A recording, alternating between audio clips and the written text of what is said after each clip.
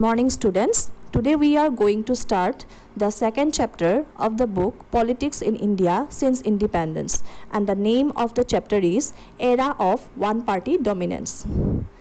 আজি আমি Politics in India Since Independence or he kitabkhonor দ্বিতীয় চেপ্টাৰটো পঢ়িম আৰু he চেপ্টাৰটোৰ নাম হৈছে এক দলৰ অধিপত্যৰ যুগ. So before starting the chapter, the subtopics that we are going to start is the introductory portions, challenges of building democracy, the changing methods of voting, evolutions of political parties, Congress dominance in the first three general elections, nature of Congress dominance and the uneven dominance of Congress at the state level, emergence of opposition parties, Congress versus opposition parties, the major opposition parties of Congress. These are the Socialist Party of India, Communist Party of India, Bharatiya Jana Sangha and the Swatantra Party. So these are the subtopics that we are going to discuss. So আজি আমি চেপ্টাৰটো আৰম্ভ কৰাৰ আগতে প্ৰথমতে ইন্ট্ৰোডাক্টৰী পোৰ্শনটো পঢ়িম, তাৰ পিছত আমি গণতন্ত্ৰৰ যোনখিনি প্ৰত্যাহ্বান আছে সেইখিনি পঢ়িম, তাৰ পিছত আমি পৰিৱৰ্তিত যোনখিনি ভোট দিয়া পৰিৱৰ্তিত যোনখিনি পদ্ধতি সেইখিনি পঢ়িম, ৰাজনৈতিক দলৰ উৎপত্তিৰ ওপৰত পঢ়িম, Congress dominance in first three general elections প্ৰথম তিনিটা সাধাৰণ নিৰ্বাচনত কংগ্ৰেছৰ যি অধিপত্য আছিল সেয়াৰ ওপৰত পঢ়িম, নেচাৰ অফ কংগ্ৰেছ ডমিনেন্স তাৰ মানে কংগ্ৰেছৰ অধিপত্যৰ প্ৰকৃতিৰ ওপৰত পঢ়িম, uneven dominance of Congress at the state level তাৰ মানে ৰাজ্যিক পৰ্যায়ত কংগ্ৰেছৰ যি আনইভেন ডমিনেন্স আছিল, ইভেন ডমিনেন্স নাছিল, বেলেগ বেলেগ ৰাজ্যত কংগ্ৰেছৰ যোনখিনি অধিপত্য সেইখিনি বেলেগ বেলেগ আছিল তাৰ ওপৰতো আমি পঢ়িম, ইমাৰ্জেন্স অফ অপজিশ্যন পাৰ্টিজ যোনখিনি বিৰোধী ৰাজনৈতিক দল আছিল সেই বিৰোধী ৰাজনৈতিক দলৰ উৎপত্তি কেনেকৈ হৈছিল ভাৰতত সেয়া তাৰ ওপৰত পঢ়িম, Congress versus opposition parties Congress ৰাজনৈতিক দল আৰু বিৰোধী ৰাজনৈতিক দলৰ ওপৰত আমি ইয়াত পঢ়িম, তাৰপিছত আমাৰ যোনকেইটা সেই সময়ৰ মুখ্য বিৰোধী ৰাজনৈতিক দল সেই দলকেইটাৰ ওপৰত আমি পঢ়িম আৰু সেই দলকেইটা হৈছে ভাৰতীয় সমাজবাদী party, communist party of India, ভাৰতীয় সাম্যবাদী পাৰ্টি, ভাৰতীয় জনসংঘ আৰু স্বতন্ত্ৰ পাৰ্টি. এয়াই হৈছে এই চেপ্টাৰটোত আমি বিশেষকৈ ডিছকাছ কৰিব লগা টপিককেইটা. এতিয়া আমি ইন্ট্ৰোডাকশ্যনটো ষ্টাৰ্ট কৰিম. So now we will discuss with the introductory portions. So before starting the introductions, it is very essential for us to know that Indian National Congress is one of the most significant political party of India which was formed in the year 1885. ভাৰতীয় জাতীয় কংগ্ৰেছ হৈছে এটা অতিকৈ গুৰুত্বপূৰ্ণ ৰাজনৈতিক দল ভাৰতবৰ্ষত যোনটো 1885ত দলটো গঠন হৈছিল, কিন্তু যেতিয়া দলটো গঠন হৈছিল সেইটো এটা জাতীয় সংগঠন হিচাপেহে গঠন হৈছিল সেই সময়ত, আৰু সেই দলৰ মুখ্য লক্ষ্য আছিল কেনেকৈ স্বাধীনতা আন্দোলনত তেওঁলোকে সক্ৰিয়ভাৱে অংশগ্ৰহণ কৰিব পাৰে আৰু ভাৰতবৰ্ষখন কেনেকৈ স্বাধীন কৰিব পাৰে, সেয়াই হৈছিল তেওঁলোকৰ মূল লক্ষ্য. সেই সময়ত তেওঁলোকে কিন্তু কোনো ধৰণৰ ৰাজনৈতিক দল গঠন কৰাৰ চিন্তা কৰা নাছিল. So what is the main aim of the Indian National Congress? The Indian National Congress at that time was mainly formed in order to free India from the Britishers. So their main role was to play an active status, have an active status in the independence movement, and how to free India was their main motive. So now you can see that it was formed in the year 1885 only as a pressure group, not as a political party, but later on after independence when the concept of election started in India, at that time only this Indian National Congress was transformed into a complete political party. First of all, when it was formed in the year 1885, it was formed under the leadership of Alan Octavian Hume. যেতিয়া 1885ত ভাৰতীয় জাতীয় কংগ্ৰেছ গঠন হৈছিলে সেই সময়ত এলেন Octavian হিউমৰ নেতৃত্বত এই দলটো গঠন হৈছিল. তাৰপিছত এই যোনটো ইন্ট্ৰোডাক্টৰী পোৰ্শনছ ইয়াত আমি বিশেষকৈ দুটা সৰু বস্তুৰ ওপৰত গুৰুত্ব দিব লাগিব, দুটা বিষয়ৰ ওপৰত গুৰুত্ব দিব লাগিব, আৰু সেই দুটা বিষয় হৈছে চেলেঞ্জেছ অফ বিল্ডিং ডেমক্ৰেচি, তাৰ মানে গণতন্ত্ৰ প্ৰতিষ্ঠা কৰাৰ আৰত যোনখিনি ভাৰতে প্ৰত্যাহ্বান সন্মুখীন হ'ব লগা হৈছিল সেই প্ৰত্যাহ্বানসমূহৰ কথা আমি জানিব লাগিব আৰু 2 নম্বৰটো হৈছে চেঞ্জিং মেথডছ অফ ভোটিং কেনেকৈনো আমাৰ ভোট দিয়াৰ পদ্ধতিটো সময়ে সময়ে পৰিৱৰ্তিত হৈ গৈছে so now let us discuss about the challenge of building democracy so challenges of building democracy so building democracy means what in the very first chapter I have already discussed about what is democracy democracy is the government of the people সাধাৰণ অৰ্থত ক'বলৈ গ'লে গণতন্ত্ৰ হৈছে জনসাধাৰণৰ চৰকাৰ য'ত জনসাধাৰণক সৰ্বে সৰ্বা বুলি জনা যায় য'ত জনসাধাৰণক সকলোবিলাক অধিকাৰ লাভ কৰাৰ সুবিধা দিয়া হয় হেয়াই হৈছে সঁচা অৰ্থত গণতন্ত্ৰ আৰু গণতন্ত্ৰ সফল এখন দেশত তেতিয়াহে হ'ব যেতিয়া সেই দেশৰ নাগৰিকে সকলোবিলাক অধিকাৰ লাভ কৰে যেনে সামাজিক অধিকাৰ ৰাজনৈতিক অধিকাৰ অৰ্থনৈতিক অধিকাৰ সাংস্কৃতিক অধিকাৰ ইত্যাদি এতিয়া ৰাজনৈতিক অধিকাৰ বুলি ক'লে তেওঁলোকে প্ৰথমটো ৰাজনৈতিক অধিকাৰ হৈছে ভোট দিয়াৰ অধিকাৰ যোনটো ভাৰতে স্বাধীনতা লাভ কৰাৰলৈকে তেওঁলোকৰ নাছিল so now while discussing about the challenges of democracy we have to know that the people of India they did not enjoy the democratic rights when India was under the Britishers because in true sense democratic state can be established only when the citizens of that particular state will get certain rights such as social political economic cultural rights etc so that is why the people of India as they did not got any type of such rights during the British rule in India at that time India cannot be considered as a democratic state so the challenges to establish democracy in India started right after independence and it became successful only with the establishment of the process of elections right okay so now the thing is that how elections started in India so I have already told you that the concept of political parties in India started right after independence prior to that those parties which were formed were just playing the role of the pressure group okay so আমি জানিব লাগিব যে যিবিলাক দল ভাৰতবৰ্ষত ৰাজনৈতিক দল হিচাপে প্ৰতিষ্ঠা হৈছিল বা জাতীয় ৰাজনৈতিক দল হিচাপে প্ৰতিষ্ঠা হৈছিল সেই দলবিলাক প্ৰথম অৱস্থাত জাতীয় সংগঠন হিচাপে আছিল প্ৰেছাৰ গ্ৰুপ হিচাপে কাম কৰিছিল কিন্তু পিছতহে সেই দলবিলাকে ৰাজনৈতিক দল হিচাপে তেওঁলোকে কি কৰিছে তেওঁলোকে ষ্টেটাছ এটা পাইছে ৰাজনৈতিক দলৰ যোনটো ষ্টেটাছ তেওঁলোকে তাৰ পিছতহে পাইছে ভাৰতবৰ্ষত 1950 প্ৰথমবাৰৰ বাবে ইলেকশ্যন কমিশ্যনখন কি হৈছে ফৰ্ম হৈছে so election commission in India was formed in the year 1950 for the first time under the leadership of chief election commissioner that is Sukumar Sen Sukumar Senor নেতৃত্বত প্ৰথমবাৰৰ বাবে নিৰ্বাচনী আয়োগ কেতিয়া গঠন হৈছিল 1950 গঠন হৈছিল আৰু প্ৰথম নিৰ্বাচন আৰম্ভ হৈছিল 1951 1952 দুইটা বছৰে আমি ক'ব লাগিব 1951 ৰ অক্টোবৰ মাহৰ পৰা 1952 ফেব্ৰুৱাৰী মাহলৈকে প্ৰথমটো সাধাৰণ নিৰ্বাচন চলি আছিল আৰু 1952 ফেব্ৰুৱাৰীতে নিৰ্বাচনৰ প্ৰক্ৰিয়াটো শেষ হৈছে so although the election commission of India was formed in the year 1950 under the leadership of Chief Election Commissioner that is Sukumar Sen but the process of elections started in the year 1951 in the month of October and it continued up till 1952 February so this is nearly a period of 6 months because this is the first general election that was held in India at that time so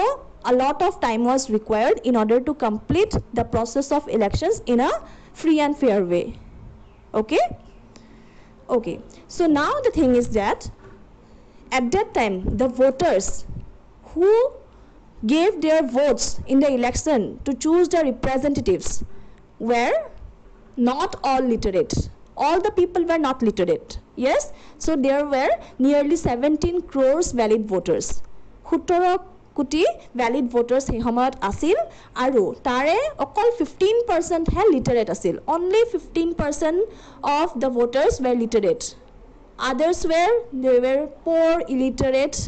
and had to face the other problems of the society so the biggest problem is the illiteracy yes so the question arises at that time that whether the people who were illiterate will they be able to establish a proper democracy? Will they be able to choose a right government for India? So there was always doubts in the minds of the people. So we all know that right from the very beginning, India was a diverse nation. Yes? So diversity was there in India, which can be seen right from the time of the British rule. ব্ৰিটিছে ভাৰতত শাসন কৰাৰ সময়ৰ পৰাই কি দেখা গৈছিল diversity থকা দেখা গৈছিল বৈচিত্ৰ্যপূৰ্ণ ৰাষ্ট্ৰ হিচাপে ভাৰতবৰ্ষখন আছিল তেতিয়াৰ পৰা আছিল আৰু এতিয়াও কন্টিনিউ হৈ আছে তাৰ মানে বিভিন্ন ধৰণৰ ভাষা ভাষিক লোক বিভিন্ন ধৰণৰ ধৰ্মৰ বিভিন্ন ধৰণৰ সাংস্কৃতিক লোক সকলোবিলাক ভাৰতবৰ্ষত একেলগে বাস কৰিছিল আৰু এনেকুৱা ধৰণৰ বৈচিত্ৰ্যপূৰ্ণ এখন ৰাষ্ট্ৰত গণতন্ত্ৰ কেতিয়াবা সফল হ'ব নে নহয় ইয়াক লৈ পেলাই বিভিন্ন ধৰণৰ ৰাজনৈতিক বিজ্ঞানীসকলে কি কৰিছিল তেওঁলোকৰ প্ৰশ্ন উত্থাপন কৰিছিল So different political scientists, different political leaders also from different countries, they also raise a questions in their mind that whether in a country like India where there is lot of diversity, diverse in the field of religions, in the field of language, in the field of culture, etc., isn't it? So will democracy be established in true sense in India or whether there will be the rule of dictatorship so there was always a question in the mind of the people at that time he সময়ত মানুহৰ মনত হে প্ৰশ্নটো খুবে উত্থাপন হৈছিল যে ভাৰতবৰ্ষত গণতন্ত্ৰ হসা অৰ্থত সফল হ'ব নে নহব নে ভাৰতবৰ্ষখন একনায়কত্ববাদৰ শাসনলৈ গুছি যাব but after the first general elections it was seen that democracy became successful in India to a greater extent and India became the largest democratic nation কি দেখা পালো আমি ভাৰতবৰ্ষত যেতিয়া নিৰ্বাচন হৈ গল 1951 1952 জেনাৰেল ইলেকশন হৈ গল যাক প্ৰথম সাধাৰণ নিৰ্বাচন বুলি কোৱা হয় সেই নিৰ্বাচন হৈ যোৱাৰ লগে লগে ভাৰতত দেখা গল যে গণতন্ত্ৰ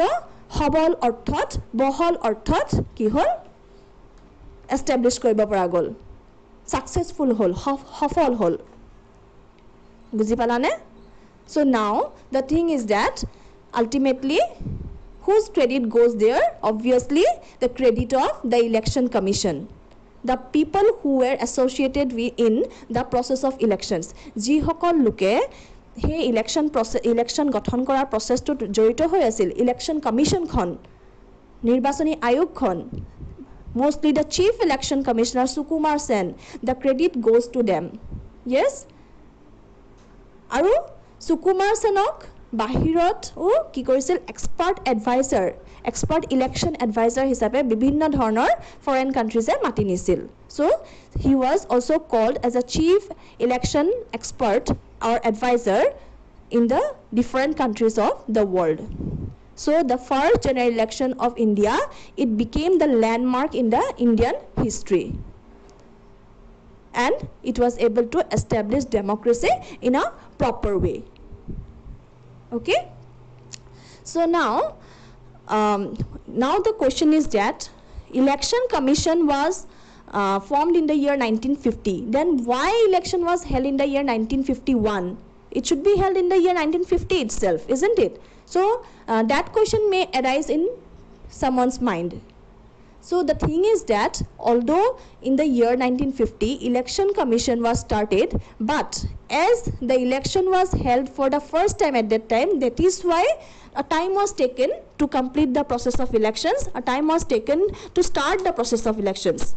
Okay? So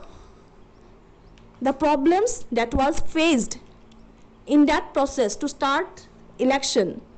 was to prepare the voter list, yes, who will be included in the voting list, who will be excluded from the voters list. So all these things, it matters কাক কাক voting লিষ্টত include কৰিব কাৰ নাম তাৰ পৰা আঁতৰাই ৰাখিব সেই বস্তুখিনি যেতিয়া ভোটাৰ লিষ্টখন প্ৰিপেয়াৰ কৰিছিল ভোটৰ তালিকা প্ৰস্তুত কৰিছিল সেই সময়ত সমস্যাৰ সন্মুখীন হ'ব লগা হৈছিল তেওঁলোকে ভাৰতবৰ্ষ হৈছে এনেকুৱা এখন দেশ য'ত যোনখন দেশে সাৰ্বজনীন প্ৰাপ্তবয়স্ক ভোটাধিকাৰৰ ভিত্তিত ভোট দিয়াৰ অধিকাৰ তেওঁলোকৰ নাগৰিক মানে সেই দেশৰ নাগৰিকক প্ৰদান কৰিছিল Yes, so India is that state, that country where the citizens were granted to cast their vote on the basis of universal adult franchise. That is why we can say that not only the male but also the female got the opportunity to cast their vote in the elections in India that was held in India. But the women right to cast their vote was not even given in the European countries also. But India was the country which gave its citizens, which gives the women mainly to cast their votes. So this is a very important factor. But while preparing the voting list, the problems arise that the name of some women were not included in the voters list. কিছুমান মহিলাৰ নামবিলাক voter লিষ্টখনত include কৰা হোৱা নাছিল কিছুমান মহিলাৰ নাম আহিছিল কাৰোবাৰ হেৰি হিচাপে কাৰোবাৰ মানে পুত্ৰী হিচাপে কিছুমান মহিলাৰ নাম আহিছিল কাৰোবাৰ তোমাৰ ওয়াইফ হিচাপে তেনেকৈ কিছুমান অলপ প্ৰবলেমছ এৰাইজ হৈছিল কিন্তু সেই মহিলাগৰাকীৰ নাম তাত খুদিত কৰা হোৱা নাছিল তাত লিখা হোৱা নাছিল সেইভাবে যেতিয়া ইলেকশন কমিশনে ভোটাৰ লিষ্টখন প্ৰিপেয়াৰ কৰি আছিল অলপ সমস্যাৰ সন্মুখীন হৈছিল আৰু সময় লাগিছিল and that is why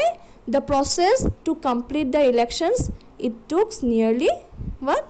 6 months 1951 ত আৰম্ভ হৈছে অক্টোবৰ মাহত আৰু 1952 ফেব্ৰুৱাৰী মাহত শেষ হৈছে তোমালোকে বুজি পাইছা that is why we can say that after the completions of the first general elections we have come to know that free and fair elections was held in India in a very successful way বহুত সফল হল প্ৰথমটো সাধাৰণ নিৰ্বাচনত ভাৰতবৰ্ষ সফল হল আৰু গণতন্ত্ৰ প্ৰতিষ্ঠা কৰাত তেওঁলোকে কি হল সাকসেসফুল হল and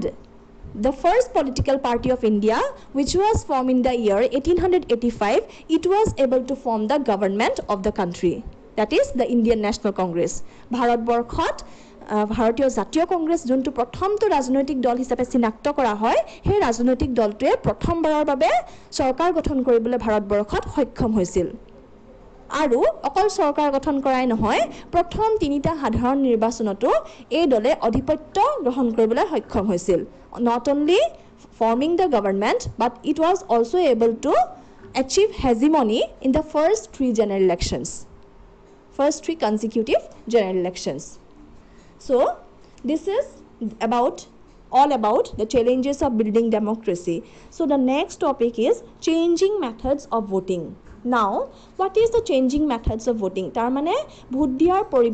যোনখিনি মানে নিয়ম হেখিনি পৰিৱৰ্তন হৈ আছে ভোটৰ পদ্ধতিত কিছুমান পৰিৱৰ্তন হৈ আছে হে পৰিৱৰ্তনসমূহ কি হে পৰিৱৰ্তিত পদ্ধতিসমূহ কি ভোট দিয়াৰ পৰিৱৰ্তিত পদ্ধতিসমূহ আমি জানিব লাগিব যে প্ৰথম অৱস্থাত যেতিয়া মানুহে ভোট দিছিল ভোটাৰসকলে ভোট দিছিল সেই সময়ত তেওঁলোকৰ ওচৰত এটা মাত্ৰ ব্যালট বক্স আছিল আৰু যিসকল মানে ভোটাৰসকলে তেওঁলোক হে প্ৰত্যেকটো ব্যালট বক্সতে তেওঁলোকে কি কৰিছিল তেওঁলোকৰ পছন্দৰ প্ৰাৰ্থীজনৰ এগেইনষ্টত এটা ব্যালট বক্স আছিল আৰু ভোটাৰসকলে যিজন পছন্দৰ প্ৰাৰ্থী হে পছন্দৰ প্ৰাৰ্থীজনৰ ব্যালট বক্সটোত তেওঁলোকে হে যোনখন ভোট মানে ব্যালট পেপাৰ হেখন তেওঁলোকে হুমুৱাই দিছিল so there was one particular ballot box for one particular candidate in the very beginning so the voters will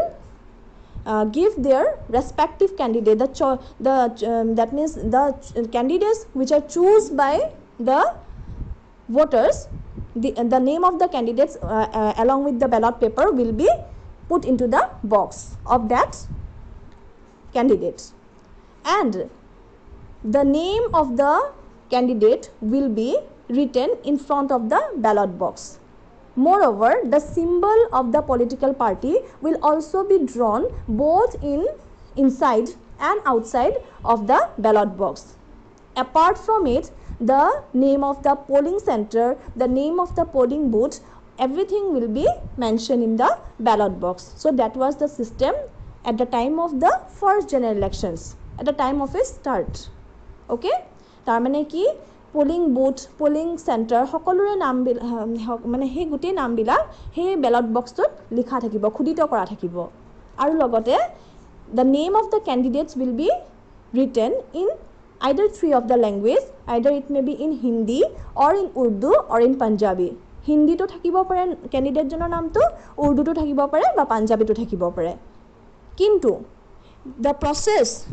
to cast their vote in such a way was a very lengthy one. এনেকুৱা প্ৰচেছত যদি election conduct কৰা হয়, vote দিয়া হয়,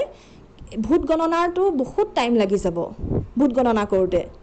সেইটো কাৰণে results দিয়ালৈকে বহুত সময় লাগি যায়। So this process was completely totally a lengthy process which creates a lot of difficulties in this giving the results. Okay, so that is why after the completion of the first and the second general elections, from the third general elections the process was changed to a little bit. Okay, প্ৰথম আৰু দ্বিতীয় সাধাৰণ নিৰ্বাচন শেষ হোৱাৰ পিছত তৃতীয় সাধাৰণ নিৰ্বাচনৰ সময়লৈকে আমাৰ যোনটো প্ৰথম সাধাৰণ নিৰ্বাচনত গ্ৰহণ কৰাৰ পদ্ধতি, সেই পদ্ধতিটো অলপ পৰিৱৰ্তন হ'ল। কি হ'ল, আগতে প্ৰত্যেকজন কেণ্ডিডেটৰ কাৰণে এটা এটা বেলট বক্স দিয়া হৈছিল, পিছত এটা মাত্ৰ বেলট বক্স দিয়া হৈছিল আৰু এখন বেলট পেপাৰ থাকিব। সেই বেলট পেপাৰখনত নেম অফ দ্য কেণ্ডিডেটছ থাকিব, তাৰ এগেইনষ্টত পাৰ্টি চিম্বলটো থাকিব। বুজি পাইছা? So afterwards the later method that was adopted by the election commissions for the voting was that there will be a single ballot box and there will be a single ballot paper. The name of the candidates will be mentioned in that ballot paper and against the name of the candidate there will be the party symbols. So the voters will have to give a stamp upon the respective candidate whom they will choose. Okay, so that was the process. But later on that process continued till nearly 40 years. But later on we can see that now the thing that is adopted is the electronic voting machine, that is EVM. এই বৰ্তমান যোনটো এতিয়া পদ্ধতি গ্ৰহণ কৰা হৈছে সেই পদ্ধতিটো চেঞ্জ হ'ল। সেই পদ্ধতিটো 40 বছৰ সময় কি হ'ল টেষ্টি থাকিল। তাৰপিছত এতিয়া বৰ্তমান যোনটো হৈছে সেইটো হৈছে electronic voting machine. Electronic voting machine আহিল প্ৰথম অৱস্থাত 1990sৰ যোনটো ডিকেড আছিল, 1990sৰ দশকত এই ইলেক্ট্ৰনিক ভোটিং মেচিনটো এডপ্ট কৰা হৈছিল। কোনে এডপ্ট কৰিছিল? ইলেকশ্যন কমিশ্যনে এডপ্ট কৰিছিল। So' the process of election commission started, the process of electronic voting machine started by the election commissions in the 1990s decade, and later on the nationwide basis, in nationwide basis this process was adopted. বুজি পাইছানে? গোটেই all over ইণ্ডিয়াতে কি হ'ল এই electronic voting মেচিনৰ কনচেপ্টটো কি হ'ল বিয়পি পৰিল। কেতিয়াৰ পৰা? 2004ৰ পৰা। Okay, so from 2004 onwards the process of this, that means electronic voting machine, it started. Okay, so this is all about the introductory portions, challenges of building democracy and the changing methods of voting. Thank you so much.